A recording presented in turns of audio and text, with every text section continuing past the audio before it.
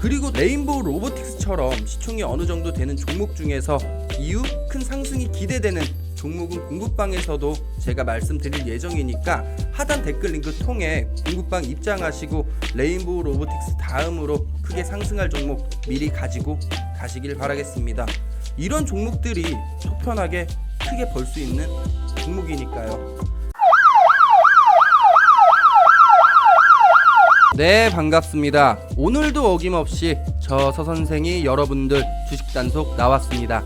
영상 시청하기 전에 좋아요 구독은 필수로 눌러주시면 감사드리겠습니다. 오늘 한국 주식시장을 보면 초전도체 관련주들이 그간 언론에서 초전도체라는 것은 허무맹랑한 이야기다 라고 기사를 쏟아냈는데도 불구하고 초전도체 관련 종목은 오늘도 급등을 했습니다. 저는 이러한 현상을 그리 나쁘게 보지는 않는데, 물론 이후 주가가 폭락해서 피해를 보는 사람들도 만들어지겠지만 관련주를 공략하는 투자자들의 입장에서는 이후 다른 관련주에서도 급등세가 꽤나 크게 나올 수 있기 때문에 기대감을 좀 가질 수가 있겠죠. 그럼 우리는 이후 급등세가 나올 다른 관련주를 한번 찾아봐야겠죠. 그럼 이번에 볼 테마, 로봇 테마에 대해서 한번 알아보겠습니다. 먼저 레인보우 로보틱스의 차트부터 보겠습니다. 차트는 주봉으로 볼 건데 그 이유는 중기 추세를 파악하고 오늘 관련주들의 상승세가 왜 이리 높았는지 대한 설명의 근거가 되기 때문인데, 연초부터 삼성으로부터 투자를 받는다고 해서 주가가 단시간에 5배나 올라서 시총 2조 5천억까지 갔습니다. 즉 상승의 시작은 5천억부터 시작을 했다는 것인데, 역시 IT 계열 중에 시총 5천억 정도 되는 회사에 대한 관심 잘 유지하는 것이 맞다는 것을 지금 레인보우 로보틱스가 화끈한 상승으로 증명해줬죠. 그리고 급등 이후 조정이 찾아오면서 관련주들도 차분해졌는데, 주봉을 보면 최근 상승으로 전고점을 다시 돌파하려고 하고 있습니다.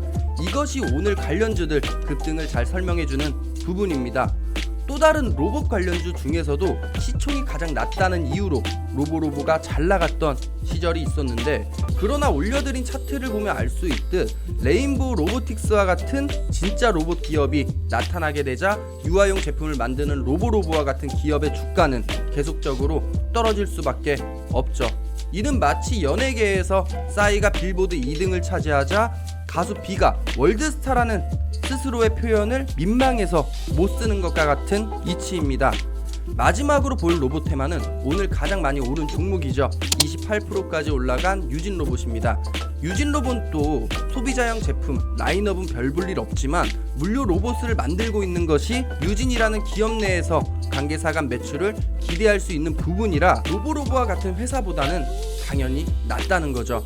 이렇게 로봇 테마 종목에 대해서 알아봤는데, 중요한 건 제가 항상 말씀드리는 거지만 급등하는 종목을 쫓아갈 필요는 전혀 없습니다. 올라가는 종목이 있으면 따라가는 종목은 무조건 있는 거고, 우리는 그런 종목을 잡아야 수익을 볼 수 있는 거죠.